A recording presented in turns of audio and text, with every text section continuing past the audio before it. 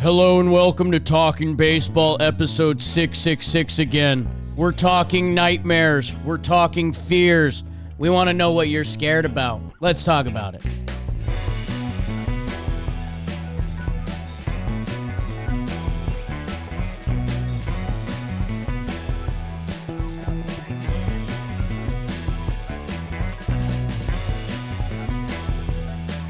Hello and welcome to Talkin' Baseball, presented to you by SeatGeek, code Talkin10. Jake Storielli, New York City.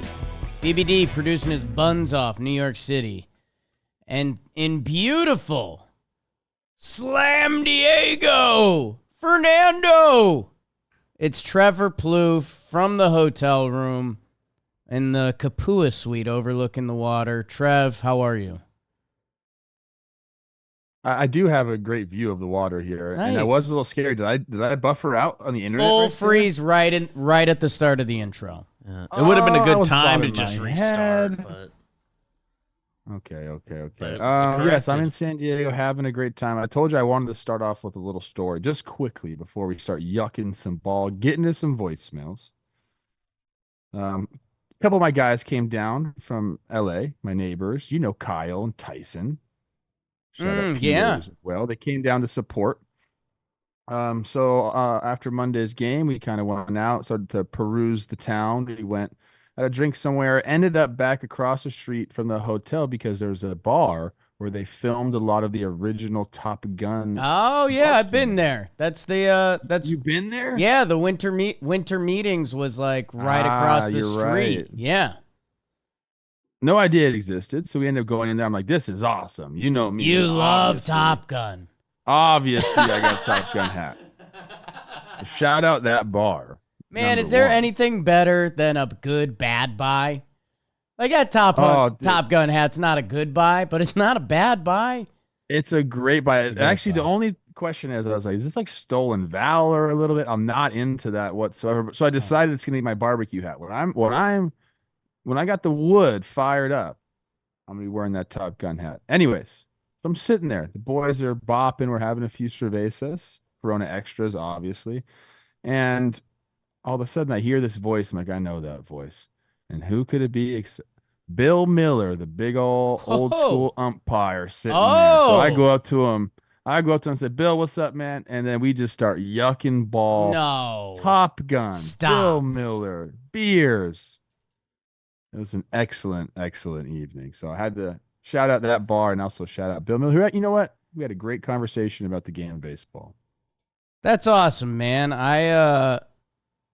Man, at first, I thought you were talking about the old Red Sox third base batting champ 2003 Bill Miller, which He wasn't there.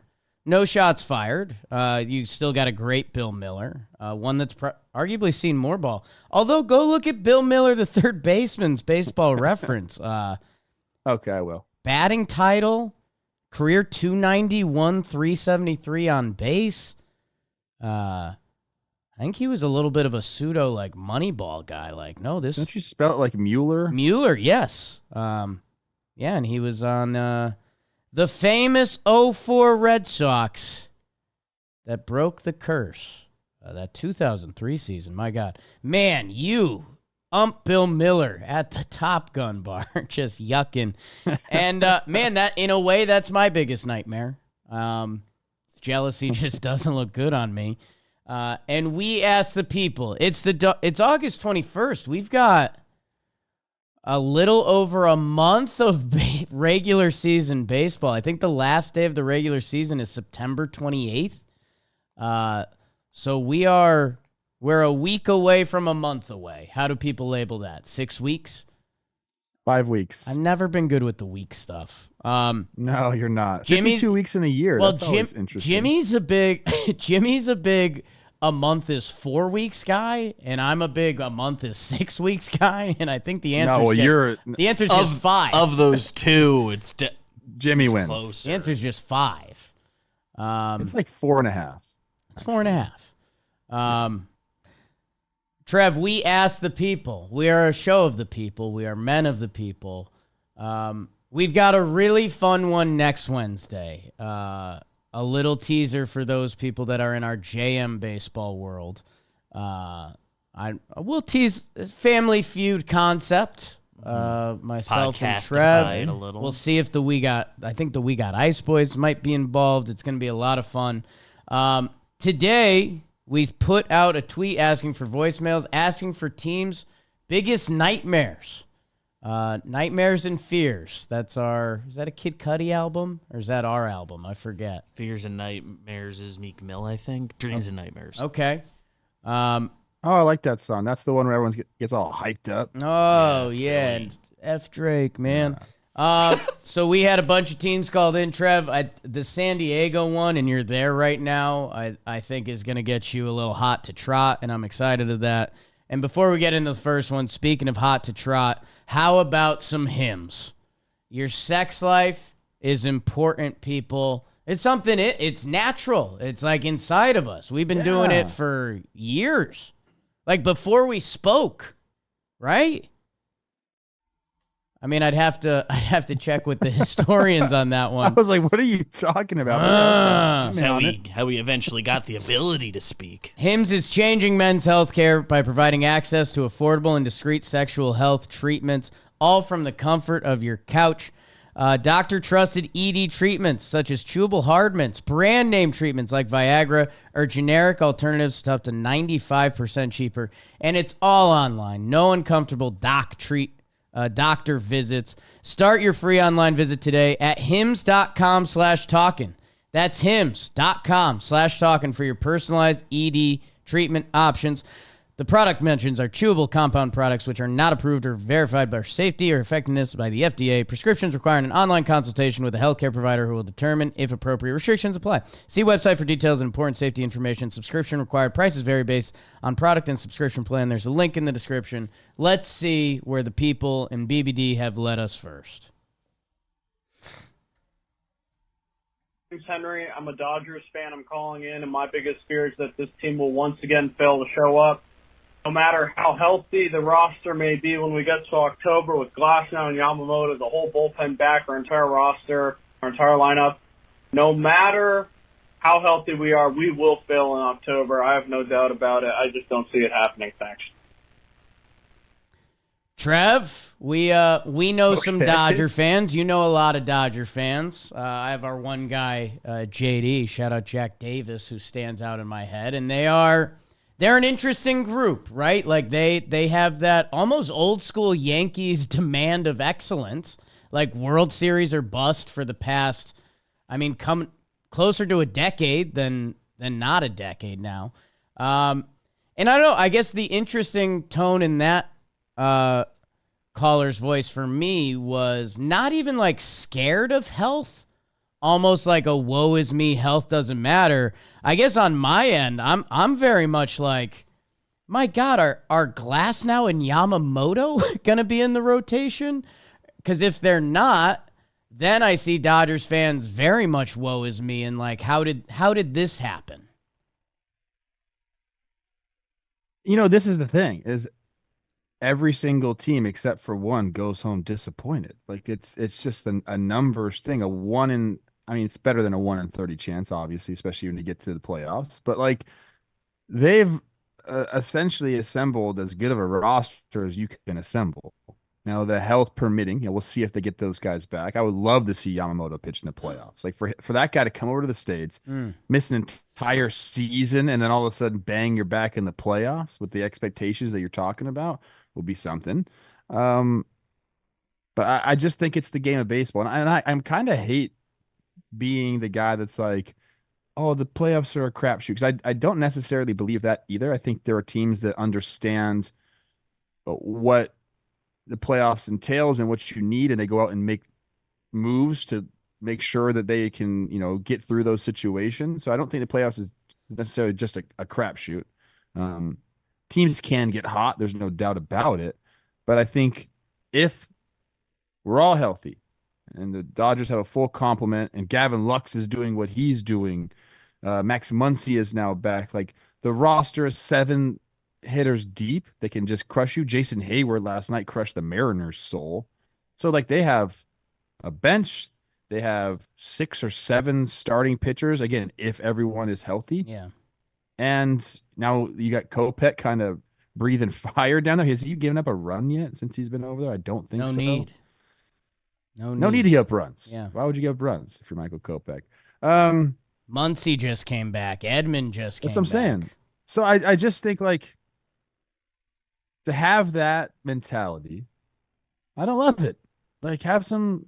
You want your boys to have confidence when they run out there on the field. Let's have some confidence in the boys. How about that? Yeah, I guess for me, from the outside scope of Dodgers land, wrap up that division. Like, I think we're sitting at 3. Yeah, no kidding. We're sitting at 3 games today. I guess the toughest part for me for the Dodgers is, like, they do have even a 5-game set. Like, everything that they've assembled, Shohei, Mookie, Freddie, the pitching, everything, even a 5-game set is horrifying. That if they end up in a 3-game set, that's just teams smell blood around the Dodgers. And I don't know. I'm interested to see how their next month goes because, yeah, I mean, they could be sitting there with, dude, Kershaw. Their current rotation is good. Kershaw, Stone, Buehler, Flaherty, Miller. Your paw prints are all over that thing. They've got an IL rotation. Glasnow, Gonsolin, May, Yamamoto. That I don't know. We've talked about the Astros having basically a whole rotation on the IL. Dodgers have a whole rotation on the IL. I mean, these teams are class for a lot of different reasons. But it's going to be interesting to see who's down there on the back end. And my God, dude, their bench right now, Kike, Hayward, Kiermaier, unless you're subbing out Edmund, Rojas, Muncy, like they are sheesh. No, I said they assembled a great roster, and now the boys have to just go do it. That's the bottom line, man. I was talking to someone yesterday about, next year, what their starting rotation is going to look like. You have Yamamoto back, you have Ohtani back, then you have Glass now signed up. Gavin Stone's been great. Like, is Buehler, Miller, Gonsolin. Is there room for Clayton Kershaw next year? Like, say he wants to come back again, you have to give him the contract. But, like, what's the rotation? I've actually heard some Texas rumors around him. Yeah, me too. Let's get to the next one. Hey, crew. Evan here, big-time Reds fan. I know that over the course of the season, both Chris and Trev in particular, I think, have been hot on the Reds. But my big worry is their seeming underperformance. I think as of the time I'm leaving this voicemail, the Reds are about 3 games under 500. But if you look at their run differential, they should be closer to 7 games over 500. So there's kind of a 10-game swing. And I think what that number tells me is that when the Reds win, they're more likely to win big in some type of blowout game, and when they lose, they're more likely to lose in a close game where they maybe lose by only a couple of runs. And I don't know exactly what to chalk that up to, if that's immaturity on the part of a lot of young guys who don't know how to kind of press through these tough, tight games, or if it's something deeper than that. But it seems to be a bit of a concerning trend, one that I hope turns around in next season. But yeah, something that certainly has me scratching my head this year. Thanks for listening, guys. Love the pod. Keep up the good work. I'll kick to you first, Trev, on some Reds ball.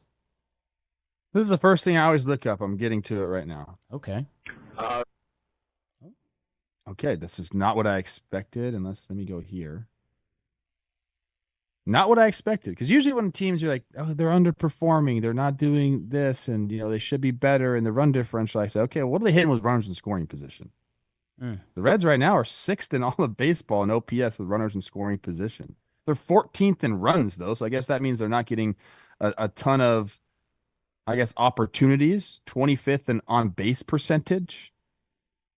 I mean, I think you could look there, right? You got to get on base to give yourself opportunities to score runs.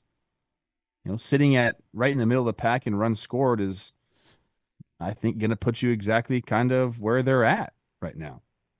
61 and 65. I think you can point to a bunch of different things throughout a season. Yeah, you can point to having young guys and and all that, but in the end, I think that's the biggest thing for me is You got to have opportunities to score runs. When you watch, especially when I call the games and I'm like, I have this like, bird's eye view of the game. And you just kind of like have all the notes in front of you, a producer in your ear. You start to realize it's like you just have to give you, and here's baseball analytics for you. You just have to give yourselves opportunities to score runs. Sometimes you're not. Sometimes you will.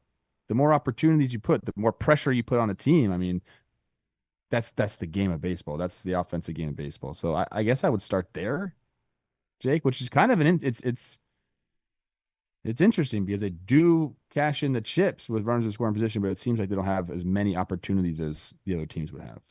Trev, I don't tap into a lot of scouts or front office people. Not that I have a ton of connections per se, but I trust these eyes. These eyes know ball.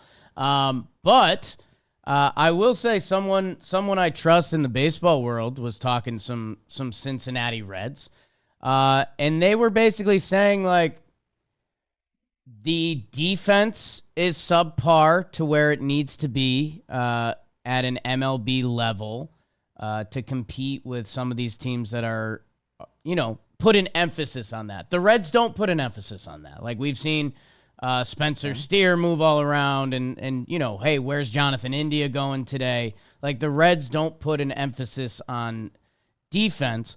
I think the other thing, some of their bullpen, I think their bullpen grades out pretty good.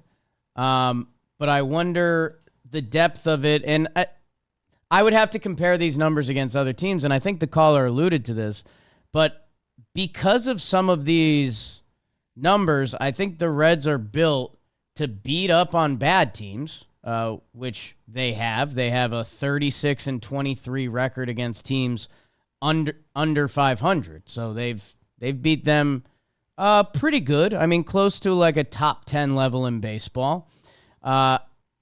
But against teams over 500, the Cincinnati Reds, the only teams worse than them, Nats, A's, White Sox. The Marlins, the Rockies have been better against teams over 500 than the Cincinnati Reds. So I don't know. I guess whatever whoever's listening may think is the recipe to beating the better team or whatever the Reds are missing. And I think you could point to defense mostly.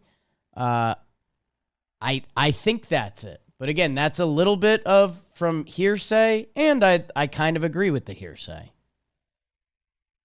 Well, there's minus 30, was it 37 defensive runs saved? That's 27th in all of baseball.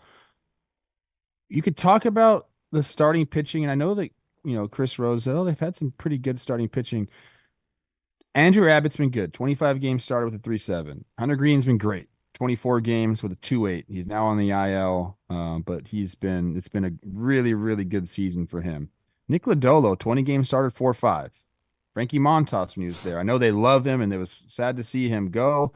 They talk about him very highly in Cincinnati still, but he had 19 games started with a 5. Graham Ashcraft, 15 games started with a 5.24. Like it's a little bit of everything, right? With the Reds, they had some massive expectations because of what month or 5 weeks of exceptional baseball that got the baseball world in a frenzy, and we put big expectations on this team, but I think they kind of everything hasn't been as advertised this year in Cincinnati. Yeah, and hey, maybe it's just dumb and obnoxious. The Reds are 10-21 in one-run games, which the nerds will tell you you can't control year in and year out. And maybe they're right because the Cincinnati, that's the 29th best winning percentage in one-run games. It's Chicago, the White Sox below them, but the two teams above them, and maybe note this, the Astros and the Braves have not been great in one-run games, which, I don't know, I almost put that as a feather in, like, watch out for those two even more, because that's just bad luck. Sometimes you can say it's bad luck, but I think there are things that you can do to get better in those games. You can run the bases better, whether that's being more aggressive or just being better on the base pass. And I think the back end of your bullpen really matters in that situation. So early on, you remember the Astros were blowing some games, and it wasn't necessarily like save opportunities. We know that Hader's been great in save opportunities, but bad in non-save opportunities. So when the game is tied or close, like they were coughing games up early. I watched the San Diego team right in front of my face. I've seen their trade acquisitions, bro. Jason Adam and Tanner Scott have come in and just been absolutely lights out. So all of a sudden, remember how bad San Diego was in one-run games last year? Now they're running the bases great. And now they have a back end of the bullpen that they can absolutely rely on. They're 5 or 6 deep with dudes there. And I think so you can make those adjustments year in and year out. If you don't have that lights out back end of the bullpen, you're not running the bases particularly well. I think that's kind of when you get into those situations where you're losing a bunch of those one-run games. Man, Beebs, I don't want to throw off your order, but that should be a good segue into our San Diego one, and it's brought to you by Shady Rays. Shady Rays, people. If you're in San Diego, that sun's out there all year long. Oh, my God. 365. And anywhere else, the sun does shine. How? Wow. That kind of feels like a better help read, but Shady Rays, they're the best in the game. 5 stars by 300,000 people. They're a big partner in our warehouse. There's the custom Jimmy and Jake shades. I've been wearing the Jimbos. A little bit of a hello. Weird. Got to mix it up sometimes in this life. Although the Jake shades, fire and better. Whatever. And Shady Rays has a full collection of other sunglasses that you need to check out. We're in the dog days, people. And at ShadyRays.com, code Talkin. It's 50+% off 2+ pairs of premium polarized sunbows, sunglasses they call them. And before I let Trevor Plouffe talk, always, you know what's nice? You know what? Buy a pair of shades. Find the ones you like. And then maybe buy a second for a friend or significant other. And then next time you see them, you know what's a flex? Hey, I got you these sunglasses. Whoa. You just kind of took all the power in that moment. Trev, you raised your hand. I was right about opportunities with runners in scoring position. They've had 938 at bats with runners in scoring position. Talking about the Reds here, they're 26th in baseball. The teams below them, the Mariners, obviously, the White Sox, the Tigers, and the A's. Yeah. That's a no bueno. Let's hear it, Beebs. Hey guys, Jeremy. Big Padres fan. So I got 2 things. Number 1, I lived out a baseball fandom dream of mine. I got to watch my Padres commentated by the beautiful, eloquent Trevor Plouffe as they faced the Twins last night. That was awesome. Number 2, my worry about my Padres is that Tatis is coming back, and it sounds weird, but my recent memory in the past 5 years or so, they've played their best ball without Tatis in the lineup, and I don't really know why. He's been around the clubhouse still. He's not with the team or anything, but for whatever reason, it seems like whenever he's in the lineup, they're not clicking like they should. 2023 was a weird year. That was when he came back. 2022, he wasn't there. NLCS, and they've played their best ball this year without him. So I wonder about your guys' thoughts on that. Thanks. Trev, BBD let me know beforehand, and he said he heard the first one of those, and he was like, okay, all right. So, yeah, you don't want Tatis back. All right. 400 voicemails, by the way. 400 voicemails. Shout out. 400? Yes. Shout out to our crop. Our supporters. I don't know. What does that mean? Subscribe. He asked. I do like corn. Trev, BBD said there was 5 Padres voicemails that said the same thing. Just in the sample I got to listen to. I didn't get to all 400. So, okay. This is, as a sports nerd, there's kind of a famous Bill Simmons Ewing theory about the Knicks. They were missing Patrick Ewing, and they had one of their best seasons. And there's, it's almost like, does a team become more cohesive because a player's missing, and then are you getting more out of that team? It's a bizarre thought exercise, and I think we're both about to shoot it down, but it's funny that that's on the Padres' mind right now. It is. It's in just playing like what am I trying to say here?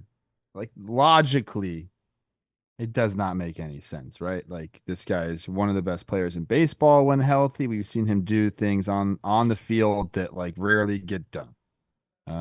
80 games played this year, 821 OPS. He's gonna steal some bags for you. He's gonna play, a great right field for you. I don't know what the vibe is with him in the clubhouse. I will tell you this: I've been talking to your doppelganger, Tyler Wade, every single day. Yeah. He loves chopping it up with me. We go way back to beers and AAA together. And the first thing he told me about this team was, dude, I've never been part of a team like this where everyone is just really pulling for each other. So it sounds like vibes are at an all-time high. I will throw this out there. Your other doppelganger, Freight Train David Peralta, has been I think he's one-dotting it in August, and he's playing a nice right field right now. And so it's really, I mean, especially since like the All-Star break, and they have the best record in all baseball since the All-Star break. It really feels like they're not missing Tatis, because they've been getting production. Like Tatis elite level production out there in right field. So, I mean, I don't know. I don't really subscribe to that, especially because he has been around and in the clubhouse. I can't really get behind it. I will say, like, again, like Peralta's done such a fabulous job filling in for him, and maybe that's why Padres fans are feeling that. Like, okay, like maybe we don't need him because we're playing our best ball and some other guy's doing a great job too. But I promise you want Tatis in your lineup come October. Yeah, it's I'm glad you shouted out my guy Freight Train David Peralta, who's got that good old thick going right now. Good what? Old thick. The good what? Yeah. He has been balling for them. Yeah, I think you just got to. I think there's a lot of ebbs and flows in a baseball season, and use it as a good thing. Like when Tatis comes back, and by the way, when Tatis does come back, I'm not sure the exact timeline. I don't know what you've been hearing on the streets of San Diego over there. Do you have anything? I don't. Okay. I mean, they're in like an interesting position right now too, because Ha-Seong Kim just went on the IL. Oh. And so they don't want to put Bogarts back at shortstop. They want to leave him. They're saying sparingly he might go over there. So then it's like, who do you play at shortstop? Right now, it's been Tyler Wade the last two games. Hot. Shout out, love my guy. He's got a 60 OPS plus right now. Okay. He's got to get the bat going a little bit. So there's no way they bring Tatis back to play shortstop. No.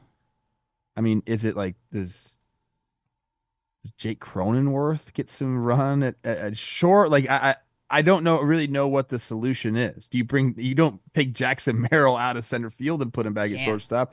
They're a team full of shortstops with no shortstop right now. What's up with that? Talk about a nightmare. The nightmare there is a ground ball to short in the ninth. Yeah, man. Here's what for Padres fans. Get Tatis healthy. Again, as I'm searching online, like the updates, not a ton there. Like Schilt says he's making progress 4 days ago, but nothing near a timeline. That, hey, when Fernando Tatis is ready to go, if everyone's balling out, ease Tatis in. Bat him seventh. Like, don't have to bank on him, and that's nice. That's probably the way it should be. Or, Tatis might bat him ninth. No, I said like seventh or sixth. Like, don't feel the pressure. Like things are clicking, and let Fernando work his way back. That when he is Tatis, then put him in that 2-hole or wherever the hell you want him. I'm out on that. Put the guy in the 2-hole right away, wherever. At the top of the line, put that guy. See, you're messing with the juju. Because then what happens if they're 8-2, and then Tatis comes back, and then they go 2-8, and he's hitting second? Everyone points at him. And I know that's what, dude. This guy's making $300 million. You're allowed to point at him. Let's go perform, dude. The Phillies have guys batting seventh in their lineup who are all making $150 million. Jackson Merrill bats 6th or 7th in this lineup right now. He's the guy they're letting in. Tatis, you don't gotta do that, man. But Plug that's him in. hey, Tatis could come back and they're on a 3-game loser and they'll be begging for him. So let's get him back. Let's get him healthy. But this is one of the fun reasons we did this up because funny that's that means times are really good in San Diego right now. By the way, I cannot believe I didn't even think about that on the broadcast. I'm going to bring it up today. when we call the Yes. game. They are a team full of shortstops that doesn't have a shortstop. Profar came up a shortstop. He's not an option. It's hilarious. No. Yeah. Hilarious. But hey, I mean, before we go on, seriously, if you watch the Padres game last night, you're probably going to see a highlight of Profar with an excellent throw from left field, like a Derek Jeter jump throw in the corner in left field to throw out Ryan Jeffers at third base. But also Jackson Merrill did the exact same thing on a ball in the gap to get it in quickly. He fielded it, backhanded it like a shortstop, jump throwed it in. It was hilarious to see that because the entire time I was thinking, like, these guys, I mean, they're largely, I mean, like their entire life, they were infielders. That's just in them. And you can totally notice a difference when there's a guy that plays outfield his entire life, comes up as an outfielder, and then there's a guy that moves to the outfield from the infield. Watch this play. Like, that's not an outfielder. No. Outfielders don't make that throw. How about They Machado even making a think about that. follow-up throw? Look at this. Yeah, Machado's like, got him out. Watch this. That's an incredible play. That's one of the best plays you're going to see this entire year in baseball. And again, like, you're just going to see the subtle differences in how guys field ground balls. Guys that are infielders that go to the outfield are so much more confident in their hands. They're not going to go down to a knee to chest up a ball. That's not what they do, dude. They're going to glove it and throw the dang thing in. It's just funny to see. Padres team, bro. Profar came up shortstop. Cronenworth shortstop. Machado shortstop. Bogart shortstop. Jackson Merrill shortstop. Tyler Wade shortstop. Tatis, Ha-Sung Kim shortstop. Kim. That's insane. And then the more ironic part, Luis Ariz, DH. They have the slappy DH that, like, well, man. he came as a second baseman. That's so funny. Good times to be a Padres fan. Who's next, Beebs? Charles here in Baltimore. You know what? I'm worried about the Orioles pitching. Sir Anthony's blown a few big games already. Rayrod might not be here. I just don't know if Burns, Eflin, Suarez, and Kramer is going to win us a playoff series. We've got to win now. We've got everyone under team control. What do you guys think? Orioles going to pull it off, or the pitching going to fight us? Let me know. Trev, your birds, and it seems like this call was either before the update, but Zach Eflin has some shoulder stuff going on that I believe he's going on the IL. So I can dig up some of the updates on this, but I guess Orioles pitching in general, what's your sense? I mean, I wanted them to go for the home run at the trade deadline. They had all the prospect capital in the world. I wanted them to go out and try to get a Scoobs or get a Crochet. It didn't happen. They brought in Eflin, and he's been really, really good for them in his 4 starts. 4 starts with 2-1-3. So let's just assume everyone is healthy, and we'll just start with the starting pitching.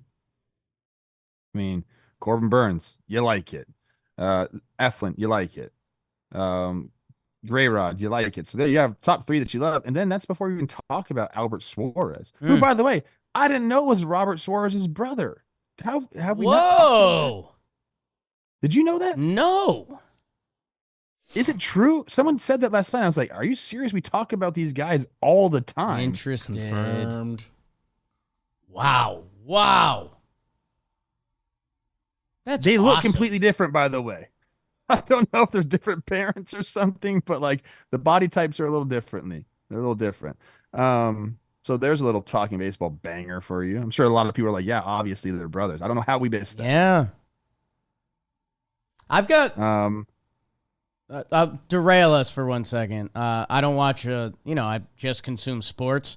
Me and Jess, she's like, hey, there's a documentary I wanna watch Monday night, no Yankee game. Dude, there's this story. I think you'd love it. 3 identical strangers on Hulu ad. Basically, it was this hot thing in the 70s. This kid shows up. Spoiler. This kid shows up to college one year, and it's the set, or it's like 1980. Times are good. And everyone, it's his first day on campus, and everyone starts going, Eddie, what's up? Eddie, how you doing? Kid's not Eddie. And so, but everyone's just like, oh, Eddie, good to see you, man. Welcome back, blah, blah. So Eddie's like best friend who knew Eddie wasn't coming back to that school comes in and sees the guy and like feels like he sees a ghost. And he's like, who the fuck are you? Dude, turns out they find out they were twins, adopted, same birthday, separated, blah, blah, blah. They reunite. And then there's a couple other plot twists, and I'll let you, the title is Three Identical Strangers. Whoa. And yeah, there's a couple other moving parts, so I don't want to ruin everything. But you'd also they were three 19-year-old Jewish kind of Italian-looking boys that got famous in New York City in the 80s. There's some good stuff around it. There's some weird stuff around it. Maybe go check it out if you're looking to come off your sports. That's where you live. Good and weird. Bringing it back to the sports a little bit, I talked about injured pitching staffs. The Orioles could come to the table right now. Bradish, Eflin, Means, Grayrod, Tyler Wells. So they've got their five with Felix and Danny Colum in the bullpen. I think their starting pitching is going to be there. I'm very interested to see how the back end of their bullpen lines up. They started using Sir Anthony at the end of the games. I mean, he's finished 4 games now for them. Got 3 saves, took 1 L. I think he's got the ability to do it. I've seen this guy in person many times. People forget I was a Philly back in the day. Actually, nobody forgets that. No, they all. You left your mark. So, yeah, I mean, I think that's a question. Is okay. The back end of the bullpen is always that's the equation when you get to the playoffs. Who's hot?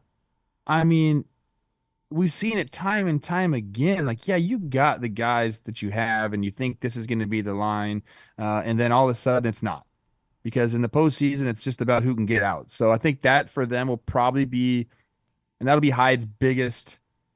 Managerial decisions would be like, okay, what's the bullpen lane? I think the starting pitch will be fine. If those guys are healthy, if they come back and they're good, and you have, 4 or 5 starters deep right there that I think match up pretty well. So I'm not really worried. I agree with you. I'm not really worried about them with the starters. I'd like to see what they do at the back end. I, again, really, really wanted them to go for a slam dunk at the trade deadline. They didn't, but Eflin's pitched like that. You can't really expect more from him. So yeah, Eflin was great, and the report says they're expecting him back after the 10 days. So whether it's you have Burns, which that's a difference maker, and then some combination of Eflin or Grayrod or Albert Suarez, like they're going to be able to figure out their first 4 or 5 innings decently.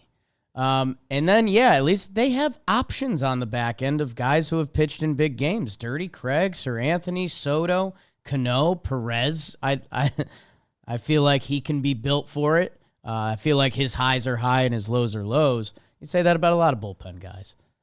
Like, would you be shocked if Yennier Cano all of a sudden just didn't allow a run in the postseason? No. Like, that's what happens. Somebody's got to step up. Slanging that thing. Who else we got, Bieberton? Yeah, man. So I'm a San Francisco Giants fan, and it's a real shit show of an organization. A little bit better than the Yanks. I know you guys are Yanks fans. I'm talking to a Yanks fan right now. But my biggest fear about the Giants is just, we're bad, man. We got no future. We'll let Snell walk. We'll let Chapman walk. We'll hold on to Farhan for no goddamn reason. Good young pitching. We need to trade for Vlad, but it just scares me that this team's run by Farhan Zaidi. Appreciate you listening. Subscribe to our podcast at Giant Hot Takes. Go Giants. Jeez, way to sneak that one in there. Yeah, a little ad right at the end there. Don't hate it. Hey, work your magic, bro. Trev, our Giants, I feel like we've done this conversation with less passion than Gigantes fans. Hey, they're handling their White Sox business right now, but I don't know. We talk about 3 NL West teams before we get to them normally. That any Giants. I think that's kind of the story here, man, is they're looking up right now at 3 teams, and they will be for the foreseeable future. These 3 teams in front of them are like have guys that are absolutely locked in for at least for sure next year. And in the Dodgers case, a lot of these guys are locked up until when? Freaking 2028. Yeah. The Diamondbacks, same thing. Besides having Christian Walker leaving, like they're pretty much locked in. San Diego Padres are signing these guys until 2040, for the most part. So they got to figure something out, man. Like it's either, and you can't. And I'm not saying they should do this, but I just want to remind the people you can't like just tank anymore. Like it doesn't work that way with the draft lottery. So that's kind of out the window. So now you have some really good pitching that you have control over. So what's the thing that they've kind of been missing? And he mentioned it, like trading for Vlad would surely help this team. But they've been just middle of the road, like a mid team in an upper class division, basically. And when that's going on, I mean, you're going to have that feeling more often than not, where it's like we're not there. We're not on the same level as those other teams. And I know Giants fans and the Giants players are not going to like that, but that's the reality of the situation. Is this roster isn't as good as the other rosters. Yeah, I've said it on previous eps recently, but they're kind of the only team that's on the outside looking in that you feel like there could be something. Like if they finish off this White Sox sweep tonight with Logan Webb on the bump, that would be 4 straight wins. And we talked about it. Like we're coming up on that final part of like go or be gone. And if they find one more go, it's interesting with that rotation. Robbie Ray with 9 punch-outs last night. Second half Snell, Logan Webb, Hayden Show Me Your Bird song. Like they are Kyle Harrison, my guy. Like they're the only team that I could see in a month being like, dude, the goddamn San Francisco Giants put together an 18-6, and now they are in the mix. But that NL West is a disaster. I thought the question was more based on the future. Right. Kind of how I was basing my answer. Do I think that the Giants could sneak into the playoffs this year? Yes, I 100% do. I would love to see that 4 NL West teams going into the playoffs. We asked that question on Baseball Today. Like, would that be bad for the game of baseball? I'm like, no. Why would it be bad for the game of baseball? Who cares? Like, you want the best teams in the playoff. Would love to see it because I think they did. They had in my opinion, they had a really good offseason. And they went out and got guys, and they spent money, and they tried to improve the roster. So to me, that would be, that would vindicate, teams going and making plays in free agency if they were to make the playoffs. But as far as like the future, that's kind of more where I was pointing to. Like they got to figure out a lane. I think the only thing that the Giants can do in the near future, next couple of years, is really step on the gas pedal. That's it. Yeah. Like you got to pedal to the metal, man. They want to. I mean, Jung-Hoo Lee was supposed to be a big part of this. $100 million. Yeah, that's true. He's been no one out. ever mentions that he's not there. Yeah. Because Elliot Ramos came in and has been great. Right? They signed Soler and then traded him. It's an interesting franchise for sure. We got a couple more. And by the way, if you're this isn't an ad, but I'm probably going to go to DraftKings. Blake Snell in Seattle Saturday. Can you bet a perfect game? No hitter. But, I mean, if there's a place where my guy stands on his business, it's in that Pacific Northwest. That's right. He loves the climate. He's about it. He's from there. Give me another, Beeps. Hey, I'm a Phillies fan, so my biggest concern is the back end of our rotation. I like Wheeler. I like Nola. I like Christopher Sanchez, but Ranger Suarez is hurt right now, and we have Tyon Walker, who's maybe the biggest villain to the Philadelphia Phillies of any player in the league from any team. And so my concern is come playoff 7-game series, we're going to need Suarez back from injury dealing. We're going to need, hopefully we're not going to need Tyon Walker, and we're going to need Sanchez and Nola to be consistent. Nola likes to give up the long ball. So that's my biggest concern, back into the rotation. Trevor, your Phillies. And by the way, I think it's of note, Ranger Suarez, I think he's eyeing a major league comeback Saturday to face the Royals. So he's on a path. So yeah, if you have those four guys there, Wheeler, Nola, Sanchez, Suarez, you really can't complain about much. And then you start to think, okay, how does the schedule line up? Will you have to have some sort of piggyback bullpen day? Will Taiwan Walker get a turn through the lineup, and then you run the pen out there? If that, you might not even have to, depending on, again, how the schedule lines up, how you do in the series. You might just be able to run those four guys, and that's it. So if you have that, I don't think there's that much. If you're the Phillies, man, you don't got much to worry about except just the results of the game. You got to go out there and play. Things are good in Philadelphia. I understand that you want to have 5 starters. That's just not the reality of a baseball season. And again, the series could line up where you don't even really need a 5th starter. And if you did, yeah, you could talk about Taiwan, but short leash, man. That's essentially what it would be. And maybe they don't even give him that. Maybe he doesn't even get the start and they just go full bullpen day. But I don't know if it's even really gonna get to that, Jake. Yeah, the good news is that's not a problem. Wheeler, Nola, Chris Sanchez, and if Ranger Suarez is first half Ranger or playoff Ranger, you've got more starting pitching than everyone in the postseason. So you're good. You're good, Pop. I'm looking right now if Kirkring has he hasn't gone multiple innings all year long. That's interesting. I thought maybe he would be a guy they would look to bulk up in the postseason and give him a couple. Sometimes they do something like that, but he hasn't thrown more than 1 inning all year long. That's interesting. Don't you have a story from when you were in rookie ball and a girl made you wear a Kirkring?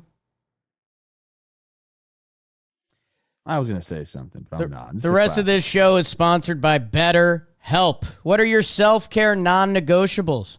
Never skip a leg day? Or how about a therapy day, people? It's 2024. If you know what makes you happy, it's hard to make time for it sometimes, but it's good to take time for yourself, and maybe therapy should be a part of that mix. And with BetterHelp, it's entirely online, designed to be convenient, flexible, suited to your schedule. Fill out a brief questionnaire, get matched with a licensed therapist, and switch therapists anytime for no additional charge. Stop comparing and start focusing with BetterHelp. Visit BetterHelp.com/TalkinBaseball today. Get 10% off your first month. That's BetterHelp, HELP.com/TalkinBaseball. 2 more? Hello, my name is Max from Minneapolis, Minnesota. Huge Twins fan here. Trev, love seeing you on the broadcast. I think the biggest fear I have for our Twinkies, I feel like there's been a bunch of issues with maybe pitching and injuries, but overall, I think it's consistency. When the Twins are hot, obviously they have one of the best records in baseball since mid-April or something. But if they play like they did, in early April, or if they play, if a lot of their pieces aren't playing well, that's something that could go wrong. I think we have the pitching. I think we have the hitting. I think we have the defense, the speed. I think we have everything, but it's all about putting it together. So my biggest fear is consistency. I think if we hit the right stride, everybody's playing well, we'll go far. But if not, I don't know if we'll make it past the first round. That's all I got. Trev? That's such a Minnesota way to ask the question. Hey, we're good, but if we're not good, right, that's not good. It's true. You're kind of right. That's very spot on. I don't really know how to answer that question. Yeah, if the team isn't playing well and they go up against a team that is playing well, then it's going to be night for the Twins. So let me give my kind of take on the state of the Minnesota Twins. Is that okay?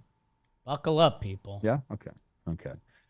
We got to have the guys back. We got to. Carlos Correa and Byron Buxton need to come back. Like, I would love Brooks Lee to be part of this team as well, but I think the first two guys are much more important to the dynamic of this lineup, because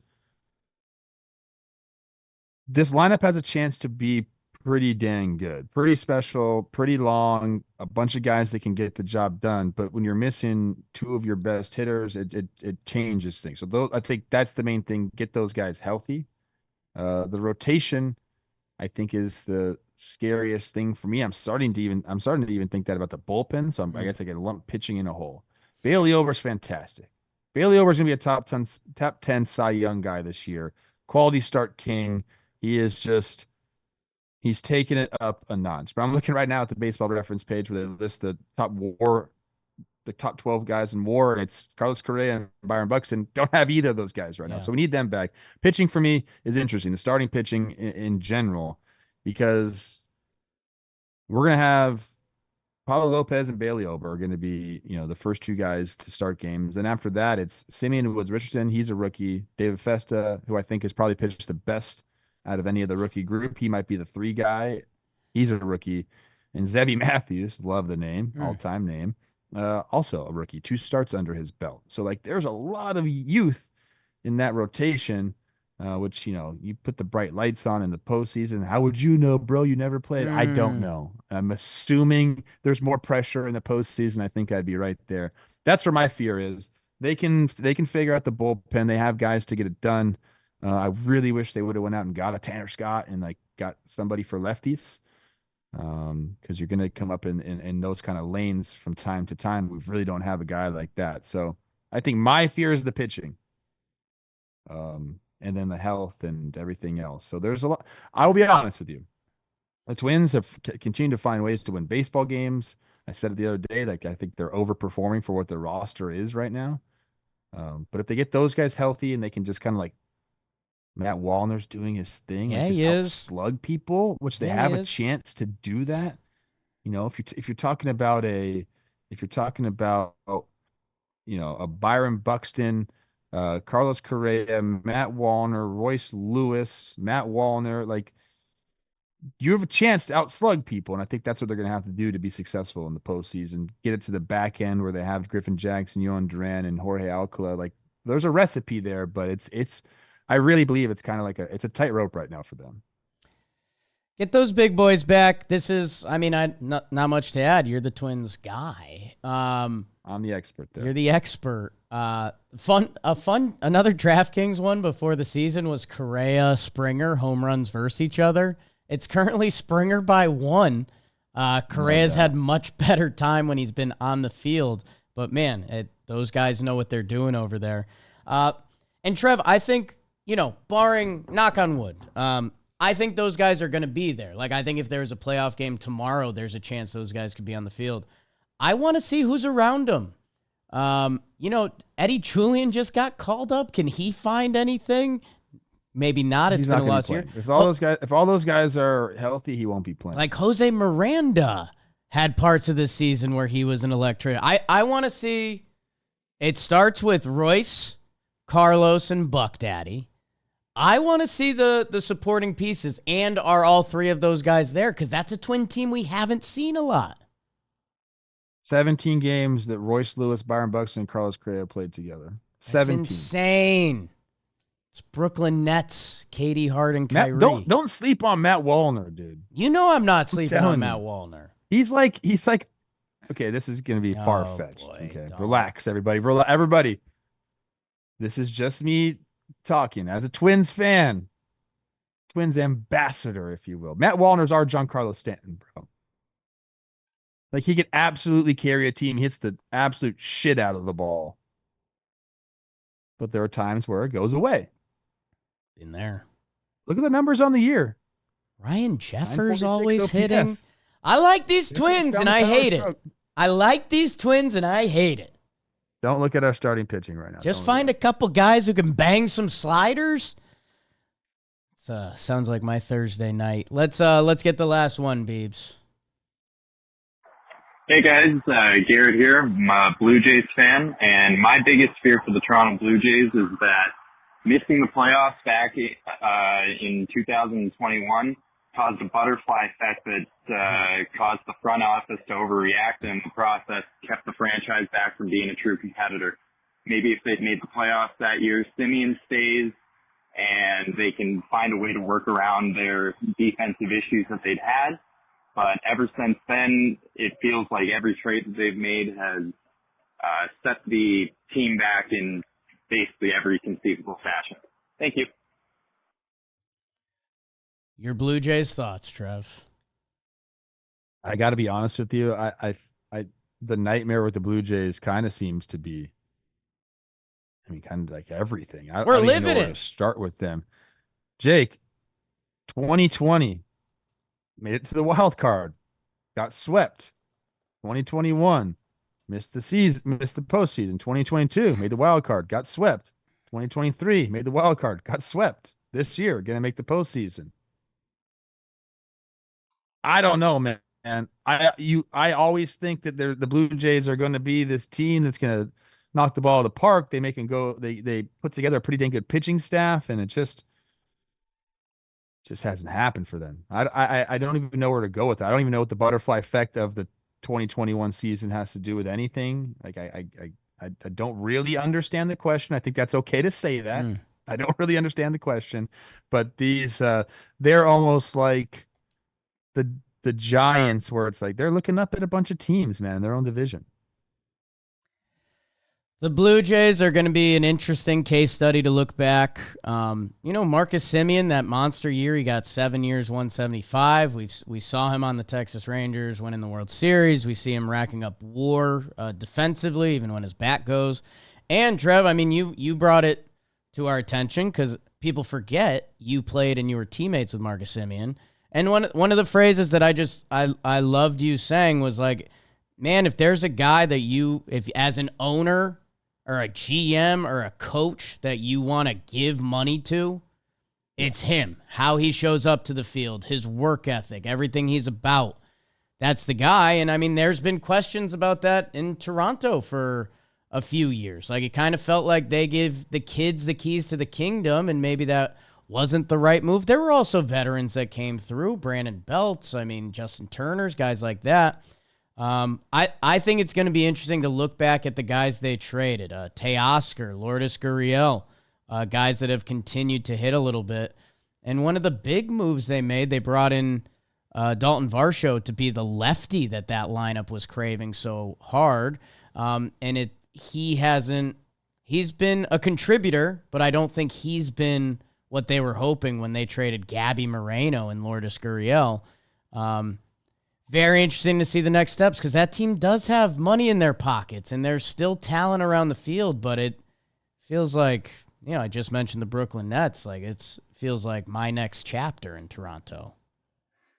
Yeah, I think you always have to have someone that you can say, this is our leader, and shows up and his work ethic, the whole deal, that's going to be around for a while. You mentioned like Brandon Belt, Justin Turner coming in. Those guys weren't going to be around for a while. Doesn't have the same juice necessarily. So yeah, I don't know what the Blue Jays are going to do. They got decisions to make on Vlad, and Bo has been basically non-existent this year, which is crazy to me. Right. I want to end this show with a dream. Yes. You did nightmares. Yeah. Nightmare first, Austin Riley out for the year. So the rest of the regular season, at least. They signed Gio Urshela. That's nice for them. But here's my dream. I also saw that Yuli Gurriel has been in AAA with them, starting to take ground balls at third base. Wouldn't mind seeing me some Yuli Gurriel. How old is that guy? Are we going to see Yuli and Votto on the corners for the Jays to wrap up the year? Yuli Gurriel's with the Braves. Oh, excuse me. Oh my God, he's kind of been balling. 73 games in Gwinnett. He's got a 297. He's 40 years old. Three- This guy might be on the three-bagger, baby. These are Let's always go. my favorite. Yuli Gurriel's done it all. Cuba, America, batting titles, World Series. He's just been in Gwinnett raking. Yeah, dude. Great Hooters in Gwinnett. Okay. End the episode. We hey, we love our people so much. You got 4 games at second base for Yuli this year. My God.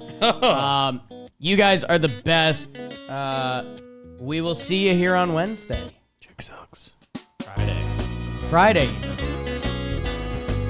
It's a simulation. Maybe a little goth Jake in the thumbnail. I think that might help. I was in I a was Top gonna try to Gun find bar it, with man. Bill Miller. This is a simulation. Who recognized who?